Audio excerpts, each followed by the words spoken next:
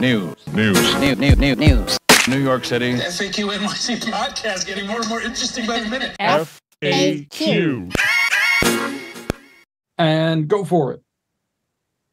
Okay, I'm supposed to start. A woman speaks first.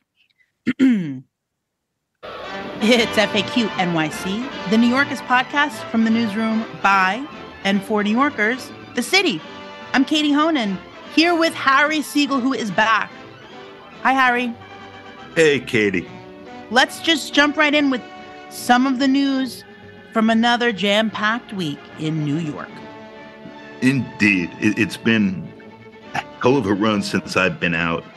And just in the last few days, we've had Kathy Hochul and Chuck Schumer and lots of other big pals here finally joining Eric Adams on Monday to press the Biden administration to let asylum seekers get work permits, significantly escalating the fight between the mayor, who, of course, right after he was elected, called himself the new face of the Democratic Party, and the Democratic president, with other New York Democrats now picking a side. Meantime, there's been a daisy chain of on and off emergencies authorities have been using to suspend their own rules and make up new ones on the fly, which last month, the end of the national state of emergency for the pandemic that let the feds use Title 42 to turn away migrants at the southern border as a public health measure. That led to an emergency executive order in New York suspending our unique right in the city to shelter rules when it comes to asylum seekers. And that led to two upstate counties, Saratoga and Fulton so far, declaring their own states of emergency, barring the housing or transporting of asylum seekers, presumably coming from New York City. So all that's happening as the administration here in the city at times seems to be winging its response to the influx of asylum seekers, and the mayor himself keeps playing fast and loose with numbers and facts about how many people are arriving, how many hotel rooms they're occupying, and even whether or not other New Yorkers can use the HERCs, or humanitarian emergency response and relief centers created for those migrants. Adams said they could, but a city hall later acknowledged they can't, although migrants can and do use the regular shelter system, which has never been so full as a result. Speaking of Mayor Adams, a new poll from Slingshot Strategies shows that's a tongue twister. That's a she sells by the she sort. It's tougher than that. It's a blue bug, black bug 3 times fast. Okay. A new poll from Slingshot Strategies shows some so-so news for Mayor Adams, who's way ahead of Democrats Jumaane Williams and Brad Lander in a hypothetical matchup, but just barely ahead of a generic Democrat, an unnamed whoever Democrat, as the mayor's favorable and job approval numbers are deep underwater with independents. He also is much more popular with men than with women, according to this poll. Of course, this is just one poll, but, we like talking about polls. Most New Yorkers at every income level below 150,000 say the city is headed in the wrong direction, and voters overwhelmingly identify gun violence, crime, and public safety as their top concerns. While some on the left are attacking Adams' supposed austerity budget, a new report released Tuesday from the Citizens Budget Commission of New York notes that Eric Adams' 3 pegs, or programs to eliminate the gap, quote, mostly trimmed low-hanging fruit, unquote, while city-funded spending is still projected to grow over the next 3 years.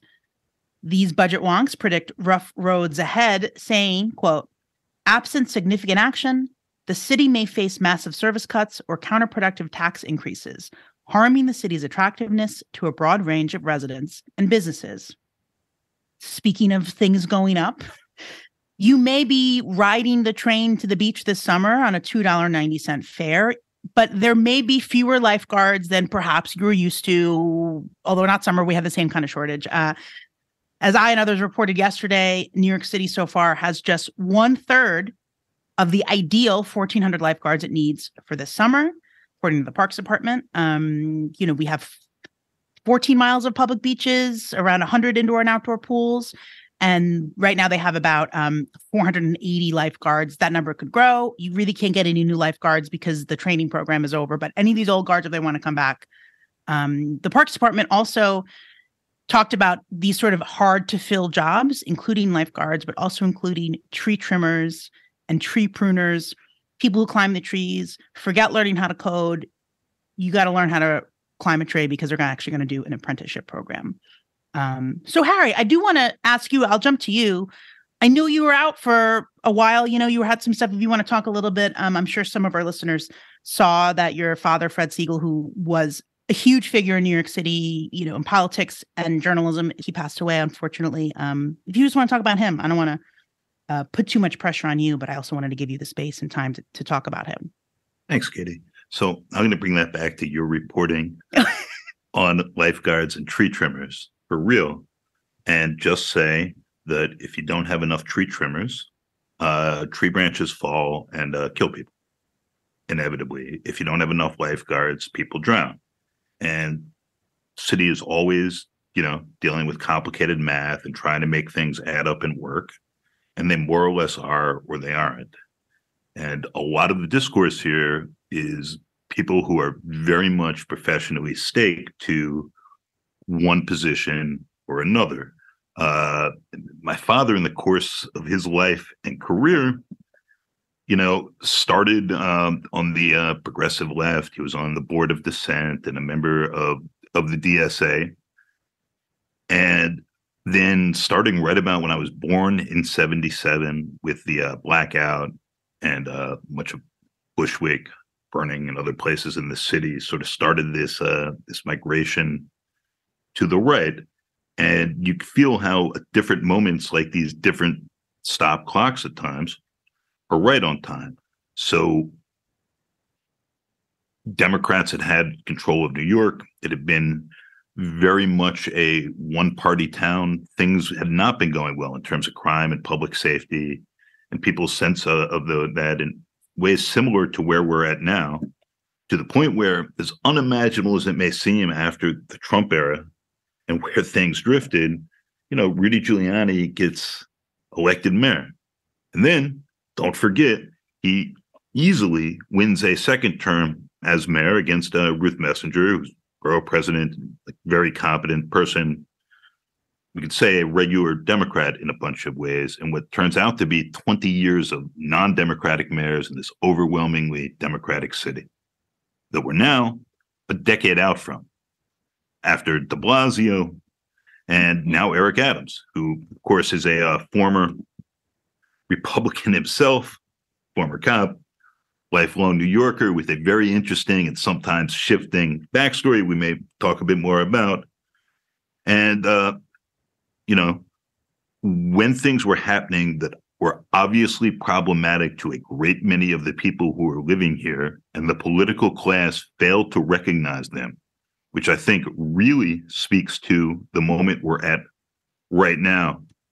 My father was one of the people who recognized that and spoke about it at a moment when that was very unpopular. He, to his great credit, as his politics shifted, never really broke with anyone or personalized those parts. Of course, some people understandably broke with him as he moved. But I think he caught a moment when what the political class was saying and what New Yorkers were after were in a real schism. And to, again, just bring that back to the present, this very interesting fight we're having in Albany between lawmakers who, emerged just fine with their supermajorities intact from this last election, and Governor Kathy Hochul, the statewide, more moderate Democrat who, barely beat Lee Zeldin. Speaking of warning shots, that push and that set of fights has been really interesting, not least in this effort to decide who's going to control the courts and maybe revisit this last decision about mapping and redistricting, as Democrats seem concerned with winning primaries and maintaining power, including by having elections that not all that many people can participate in because of closed primary parties here and because of how the maps are drawn, then in coming up with a broadly popular message that can win over more voters. And happily, that wasn't enough to get, say, the likes of Lee Zeldin elected here, but that should be a real warning shot for progressives and for Democrats about how far you can push things without working to win popular support. I very much doubt it will be, but that's the moment we're at. And over time, if you don't tend to things, in a way that gets the results you've talked about. People die, people get scared, people leave New York. And on a much lighter level, unless you're a victim of this is also some of what seems to be happening with lifeguards, where I think Park says we'll be able to, they think, have all the beaches and pools open, but they're struggling to get even to that point every year. And like, just as summer's starting, Katie, you've been reporting on this for a long time. Like, what's happening and why is this so hard? And are, some New Yorkers possibly dying who didn't have to, just as a result of having a shortage of lifeguards, even with like, another $1,000 bonus for staying the whole summer and higher pay and more recruitment and changing the tests and all that. Yeah. So I will say there were last summer in Rockaway, they were like concurrent at the same time at around 6:01 p.m. It was a Friday. There were 2 rescues and then drownings. So this was technically when lifeguards were off duty. I will say, I don't have the data in front of me, but it is rare for people to drown while lifeguards are on duty. Most of the drownings, unfortunately, you had these young kids who drowned in Jamaica Bay last year. That's not a beach to swim in. So most of the drownings happen when lifeguards are not on duty. But yeah, it is a real concern of the cities to not have enough lifeguards. And I mean, I also want to point out the 1,400 number is sort of this like ideal number. Last summer, we had, a couple hundred and the beaches were relatively open. I think this summer, the Parks Department is actually helped out by some capital projects because Astoria Pool will not be open. Parts of Rockaway Beach will not be open because of a federal jetty project and T-Groin, whatever they call it, project. So that's fewer beaches to staff, right? And fewer pools to have people in. But yeah, it's a concern. People are still going to use those beaches, the ones that have projects that are supposed to be closed. Yeah, I mean, that's where the PEP officers are there. And I really I will say as a beach native, I would not go into the ocean without a lifeguard present, I'm not a very strong swimmer personally, right? And I'm sure some people are and they'd be fine, but it's just a really dangerous mix of do not go in when lifeguards are not there because you might look at the ocean's on a pool. I mean, that goes without saying, right? I think this is a bigger risk in Rockaway, which is a rougher beach. Orchard Beach is a very calm beach. Parts of Staten Island where they have beaches are not as rough, but you might look at the ocean and think it looks calm, but there's a riptide. And I think I always tell people do not go in the water without a lifeguard present, especially if you've been drinking, especially if it's 95 degrees and you had a nutcracker and you're having fun and it's 6:30 and you want to cool it off. Don't do it. But yeah, I think it speaks to, like you said, this systemic issue. I've spoken a lot about the lifeguard union and the problems there. I think the Parks Department, from what I've reported, they've tried to do what they can to make things easier to be a lifeguard, extended the qualifying time, right? In terms of, and by that, I mean, how fast you need to swim it. They made it a little bit slower so you can actually try to qualify. If you got close, the other thing they're telling people, you actually know your time now. In previous years, they just told you if you passed or failed because the lifeguard school is run predominantly by the union. And in speaking with multiple lifeguards, they would use that as retaliation or as favors or, oh, you want to pass the test? You don't want to, we don't want to pass you because of how you've acted. We won't do that. But now they're all getting the number. If you got close to the qualifying time, you got extra help. They had pools open for you. They were really, really trying. They did a lot of recruitment. But I think, too, we can look at, okay, how many DOE pools are there and how often are they open? How many schools actually have swim programs? How are people learning how to swim? The Parks Department, thankfully, this summer, despite this continued shortage, will bring back the Learn to Swim program, which is very helpful for kids and adults to learn how to swim. But it's this larger issue, and they had different task forces. They had a task force for city agencies, including the mayor's office. They had a task force including with the YMCA, with Partnership for New York City, with, I think Abney was involved, of how to actually address the shortage, how to build a core of lifeguards, how to get people swimming. And it takes years, and it can take, you could look at, to use a planting metaphor, right? You may plant a little 6-year-old this summer may take a learn to swim class in a city pool that thankfully is open and running because of even in spite of a lifeguard shortage. And in 10 years, that 6-year-old might become a lifeguard. setting them up for, the thing too that kids I knew who became lifeguards growing up, you got to pay into your pension early. You got to be outside all day. You got to hang out. You looked great. You got to hook up with other lifeguards. I don't know. I mean, that's sort of, I'm sure that's not the Parks Department's pitch, but I think however, that might be higher on the list for say teens than the pension, just to be fair. Yeah, you gotta think macro and micro, I guess, right? Like, will you hook up with another lifeguard tonight? And are you going to be able to buy back your time if you become a cop or firefighter, sanitation worker, teacher, whatever? And if you think upstream, and are your children then going to learn to swim young and also be able to be lifeguards and start building their pensions? Exactly. And I know plenty of multi-generational lifeguards. Their parents were lifeguards. This is just, and again, it's the New York City culture that I grew up in, and other people. I don't know. It's a complicated thing. I always hope for the best in the summer. I hope nobody is in any dangerous situation. And I also hope that there are more investments and improvements made in the long term to get more lifeguards. Obviously, we have the short-term problem. And yeah, like you said, we also don't have tree. Look, I was thinking yesterday, like, maybe I would want to climb a tree and be a tree climber because they have an apprenticeship program they're starting. But yeah, I mean, the city's Parks Department budget is 0.6% of the city's total budget, right? Mayor Adams ran on a platform of 1% of the budget, right? Mm-hmm. It's not happening. Even in the executive budget hearing that we had yesterday, they had just to be clear, he promised that parks would be 1% of the total city budget, and nothing has happened in that direction. Yeah, it has not reached that. And it is sort of, New Yorkers for Parks have put out a lot of papers and research documents on this, of how New York City, despite having the most parks per capita, we spend the least compared to other large cities. Mm-hmm. And yeah, looking at the kind of unmet requests from the Parks Department in the executive budget, it's more money to maintain its forests. If you've ever been to Alley Pond Park, it's a beautiful, you can feel like you're in the Catskills when you're walking in Alley Pond Park. Some people might think I'm joking, but it's really true. It's a beautiful, beautiful place. Forest Park is beautiful. And they asked for more money to maintain these. It was not added. They asked for more PEP, park enforcement police officers. That was not given to them in these new needs. They obviously, this is a whole other topic, but one of the largest budget increases came from readjusting its contract with the Central Park Conservancy, which harkens back to the 70s, the bad old days of the 70s, when Central Park became essentially a privatized park.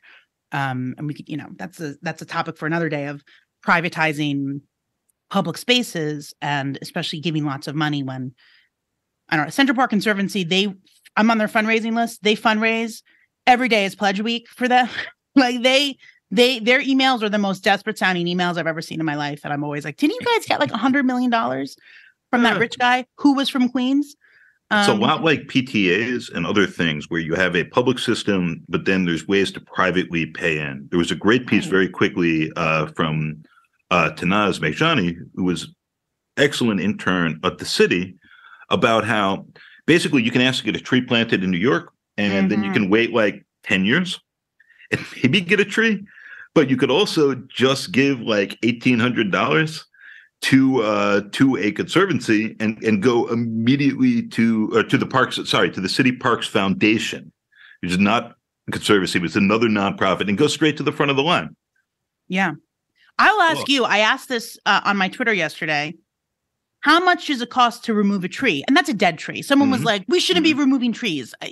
It's not like beautiful living trees. How much do you think it costs to remove a tree? It starts in the four figures, and you can hit the five. $2,000. It starts at $2,000, and it really can go up from there, depending on the type of tree, like the shape it's in, whole bunch of things. Like I do believe there are $10,000 tree removals for single trees. Yeah. Ooh. Yeah, here we go. Summer's coming. Hopefully we'll be ready. So just circling back to my dad for 1 second, and speaking of, lifelong New Yorkers and growing up here, my dad grew up in the Reese projects, then New Jersey, then the Bronx, then back in the city. I got to grow up in like much rougher at the time, Park Slope right off Fifth Avenue, but then in like incredibly leafy, like where is this? Ditmas Park, which is an incredible place. But, you know, I do think there's a different sort of conservative or person who becomes upset with progressives. I'm sorry Chrissy isn't here, because I know she has a lot to say about this, Giuliani and other things. I know we'll get there. But the sort who lives in the city, who likes a city, who wants to be in a city, I think is a different type, pretty fundamentally, from people who just want to rail against cities and from a distance. You know, like when you live in a place and you're vested in it, your kids are there and your grandkids are there and you live there. It's just it's a different feeling. And the thing I was trying to get at earlier, Katie, is having a system of governance, especially in the city, but really statewide. And some of this has to do with how money flows here. A lot of it is closed primaries. And then the way maps are drawn, it's just not healthy to have so much divergence between what is actually popular, as you can see in poll after poll after poll, and then what politicians who are only thinking about getting primaried and within the Democratic Party think is right and want to pass. And it's just an increasingly wide divergence. New York's been there before. And I don't know that we elect another Giuliani type if that keeps happening. I think it's actually more likely we elect some Maya Wiley like a type who represents the progressives in some weird ranked choice primary only thing, which is its own bizarre and I think fucked up thing. Ranked choice is great.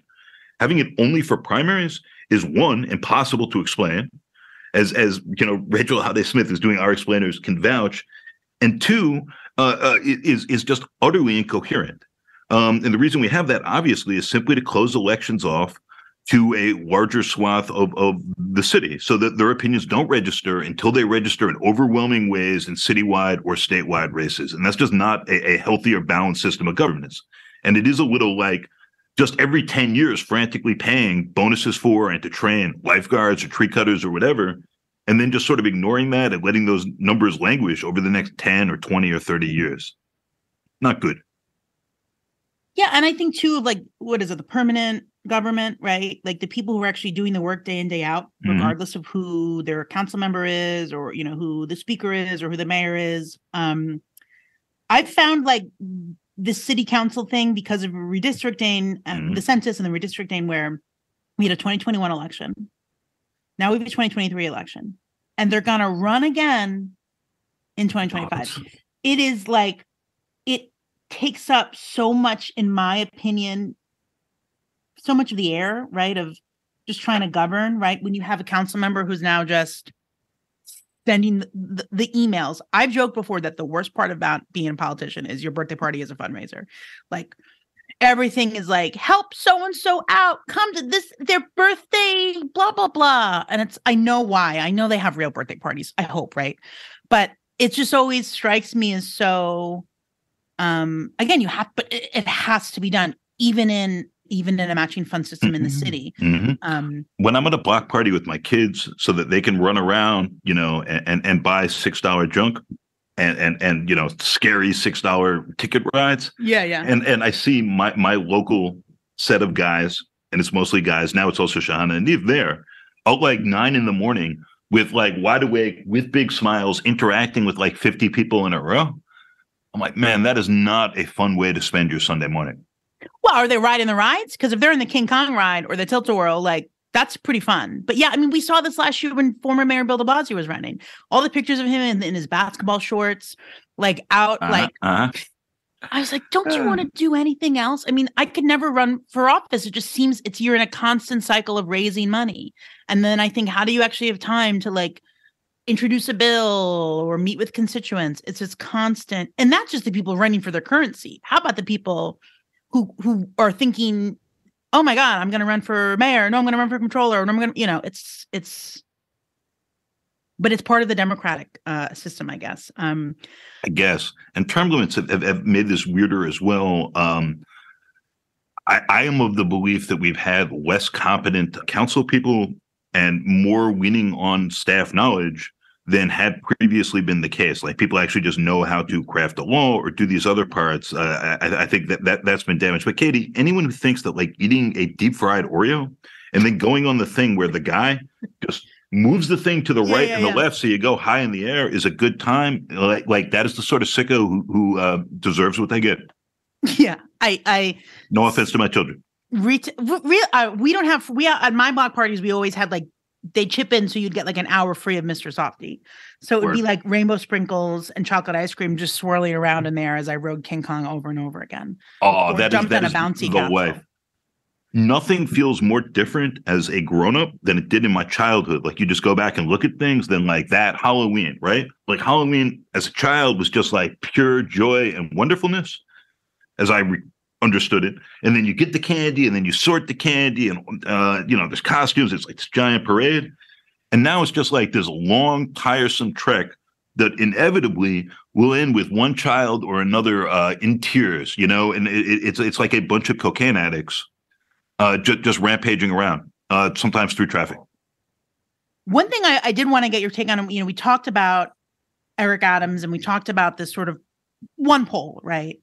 But there was something I did want to bring up, and it's his sort of shifting truths. We understood it up until last night, or at least I did. The story of Mayor Eric Adams, it's part of his origin story of how as a teen, he was arrested. He was beaten up by police in the 103 precinct in Jamaica. And then he went to Spofford Juvenile Detention Center in the Bronx. And the story he has told was this: he was arrested. And I have to quote the exact thing because, and this is the story. He and his older brother, Conrad, would help out a neighbor who was a go-go dancer. I, in my brain, used to think the go-go dancer's name was Mickey, but that was actually his pet rat. So he'd help out the go-go dancer. She had broken her leg. He's told the New York Post, quote, "We used to help this go-go dancer who broke her leg. When she healed and didn't want to pay us for all the help we gave her, she called the police on us." Mm-hmm. And that was when he got arrested. Mm-hmm. Last night at a town hall in the Bronx, Joe Nuda, reporter with Politico, shared that Mayor Adams starts off a town hall in the Bronx with an anecdote about his trip to the Spofford Juvenile Detention Center as a youth after he was arrested for selling fake gold chains on Canal Street to tourists. This, to my knowledge, is the first time I've heard this story. Of course, he could have been arrested more than once, but all the things he's written about this, he's only went once. So the two stories are humorous, but again, the mayor of the city of New York, these are two vastly different versions of his I was arrested. And it's part of his origin story because even though he had this, alleged police brutality at such a young age, he still then became fascinated with law enforcement, and it kind of pushed him to want to reform the police from the inside.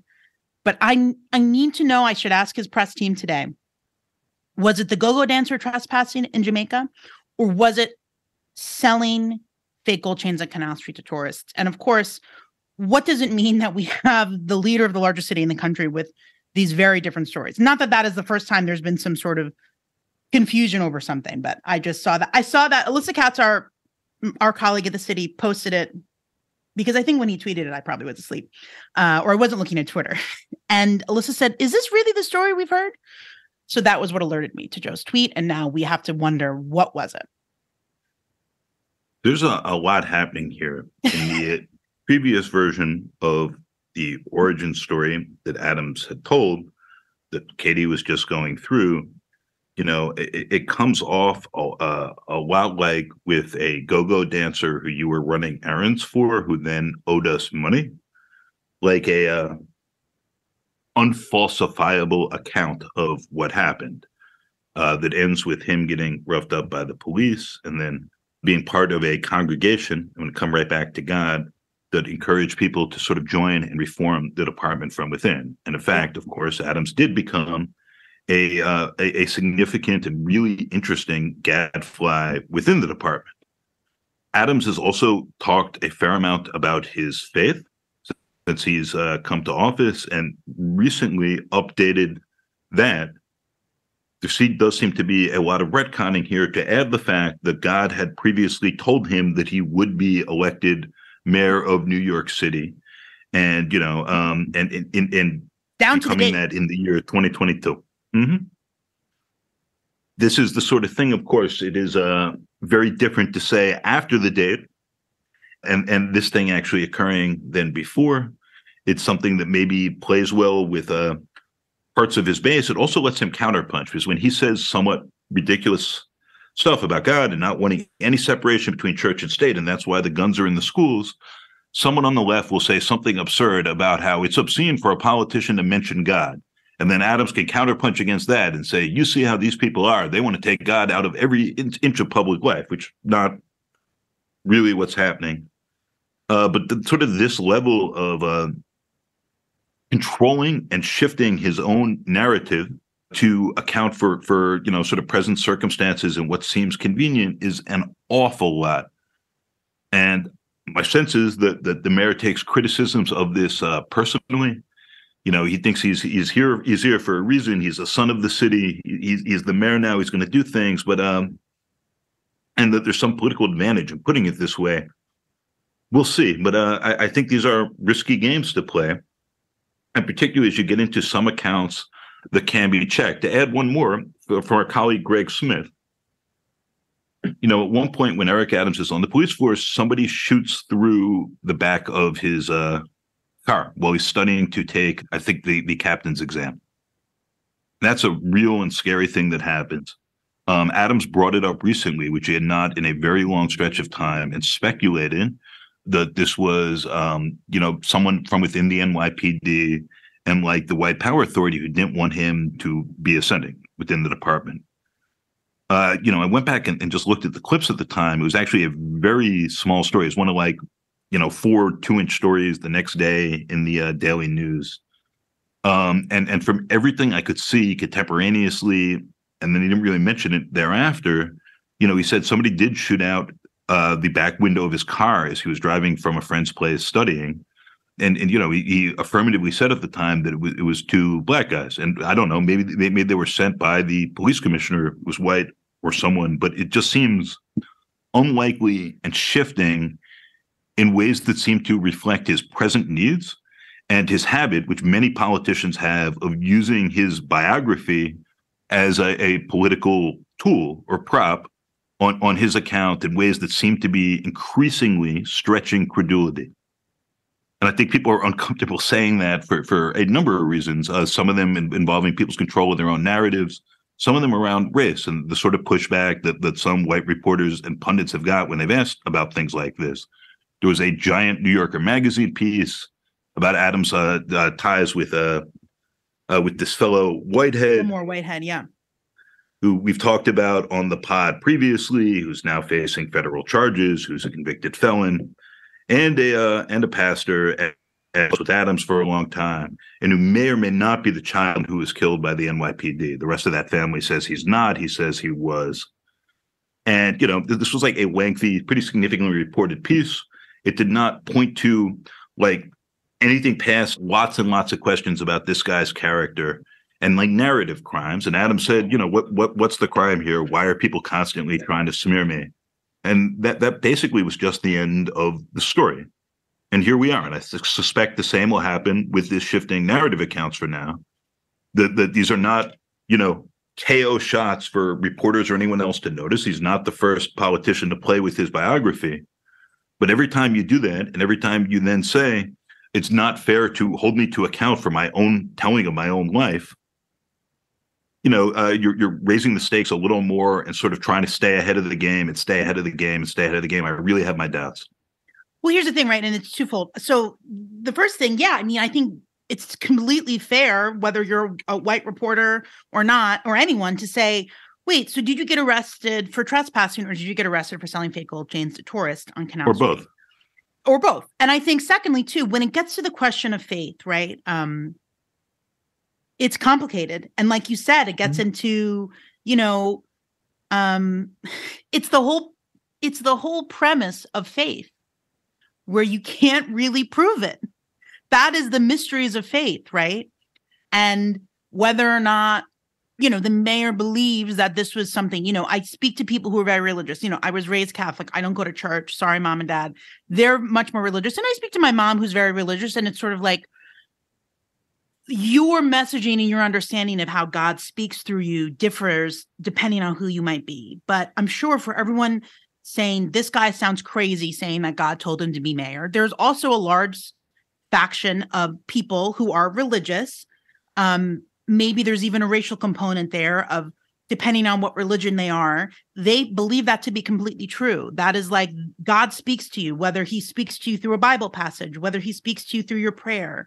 People talk about signs, right? People talk about, everyone's into astrology. They talk about manifesting. They talk about, this is all kind of those mysteries of faith. You have a group of people who think because you were born on November 19th, in a different sun rising moon, that decides your whole life, right? You have a group of people who think if I manifest and say, like what's meant for me, well, what are the things that I lean into when I'm feeling? I lean into all these woo-woo things, like what's meant to me will find me. That's also a version of faith. You can't prove any of this stuff. So that gets into the complicated thing. And I think he tailors who he says these things to as well. When you're talking about that on a predominantly Black radio station, you're catering to an audience you're going to presume is more religious, or the religion they believe in, whatever denomination of Christianity in particular, they will believe that. They'll be more inclined to believe that. It's all sort of, the whole point of Catholicism is that God uses you. Lord, make me an instrument of your peace, the same principle of Assisi prayer. You are working in God's favor. God has selected you to do great works. Do them whatever, mightily, justly, whatever people say, depending on whatever it is. But this is like the mystery of faith. You think that this is the case. The funny part of it is there's a film from the 1970s called God Told Me To. It's a horror film. It involves a New York City cop who is investigating these people just killing tons of people, including at the St. Patrick's Day parade. And right before they die, they all say, God told me to. So that's my funny version of it, where I'm like, the movie's I saw it recently. I rewatched it recently it's on Amazon Prime. It involves alien abductions. It involves the 1939 World's Fair. But that's the whole premise, God told me to. So I find that part of it funny for movie people, where it's like, oh, whenever the mayor says God told me to be mayor, that's what I think of. But yeah, it is. But yeah, the shifting story, that is actually something that I could say. So which one was it? I can't say to him, prove to me God spoke to you, because that defies what we understand about being a religious and faithful person. I can't prove the Holy Spirit. The whole point is that it's a spirit. It's not, I believe as a Catholic, I'm supposed to believe in the Holy Trinity, Father, Son, and the Holy Ghost, right? Like that's the whole point. So everything about religion, right, if you really get down to it, is sort of, it defies logic, but that's the whole point, and that's what we believe in faith. I went to Catholic school through college, but that's my understanding of everything. Speaking of old movies, faith, and the profane, I will just note one other movie as we close out here. I am dying to see now, which involves LaGuardia's war against burlesque, which preceded his war against pinball. Wow. And the movie, Norman Lear wrote about it in 1962, called The Night They Raided Minsky's. Early Elliott Gould appearance. Minsky's, the Minsky brothers, who are real, right? Being like the burlesque kings of New York. Oh, I thought you said Pinsky's, like Seth Pinsky. But that's the Bloomberg era film. Mm-hmm. Wow. And the brief plot description isn't Amish girl from rural Pennsylvania arrives on the Lower East Side hoping to make it as a dancer. Her dances are based on Bible stories. She auditions at Minsky's Burlesque. Her dances are much too dull and chaste. The Billy Minsky and the show's jaded straight man concoct a plan to use Rachel to foil the moral crusader intent on shutting down their theater. Minsky publicizes Rachel as the notorious Mademoiselle Fifi, performing the dance that drove 1 million Frenchmen wild, hoping to provoke a raid. Instead, she'll perform her innocent Bible dances, thus humiliating Fowler. But her father, the Amish minister preacher, shows up, calls her daughter a broken woman of New York City and yells at her, tries to drag her off stage. She resists. A slit is torn in her dress. Further things happen. The police come to raid. More things happen to the dress. A whistle is blown. The police come out. The striptease is invented. Don't spoil The movie it. ends with most of the cast, too late, loaded into a paddy wagon, including Rachel's bewildered father. It is just, I Wait, saw the did you trailer. mention that My it's a God. musical? I did not, and it is. Wow. Wow. Wow. Wow. All right. Well, that's the assignment for the FAQ listeners. It's the FAQ movie club. Watch God Told Me To, and then watch The Night They Raided Minsky's. And sound Chrissy off has in the been- comments. Indeed. We don't have comments. That's the joke. Sound off in social media. I won't be there, and we'll ignore.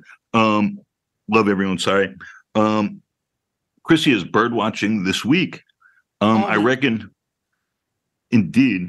I reckon when she is back, she's going to have first floor, as we've been just running through tons of stuff, and I missed her in this conversation. I missed both you guys over the last. We missed you, Harry. next We week. talked about you every episode. I heard. You still listen even when you're off?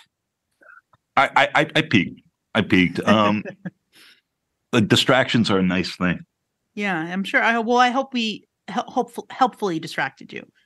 Yeah, and like honestly, it puts on New York politics and all that, which is really important because it actually relates to people's lives and what happens in some big ways. But it puts that into some perspective, just being around family and illness and death and those sort of bigger things. Yeah. Well, thanks everyone for listening. We do have a weekend episode, so you'll have that later on in the week. And I hope everyone has a great week. I hope your life narratives don't change throughout the week too much. I hope if they change, update, and retcon, it only makes them more awesome. FAQ. This has been FAQ NYC. We're part of The City, a nonprofit, nonpartisan newsroom dedicated to hard-hitting reporting that serves the people of New York. Our work is freely available to everyone at thecity.nyc and is supported by listeners and readers like you. Go to thecity.nyc/give if you'd like to pitch in. We are an affiliate of NYU's McSilver Institute for Poverty, Policy, and Research, and are a proud member of the Brickhouse Cooperative of Independent Journalists, Critics, and Artists. Find it all at popula.com. Our host this episode was me, Katie Honan, who I am a senior reporter at The City, and Harry Siegel, who's a senior editor there and the pod's executive producer. Our engineer is Adam Camara. Thank you, listener, for joining us and making it this far. Be kind, be cool, and we'll be back soon with more. Hey, Adam, you have my sign off. Anywhere you want to cut for like space or flow or whatever, like feel free. Please. We probably went on for too long. Oh, yeah, sure. I mean, I thought it was mostly good stuff, but Mostly. Mostly, Yeah. you. Yeah. What the that's supposed to mean, Adam?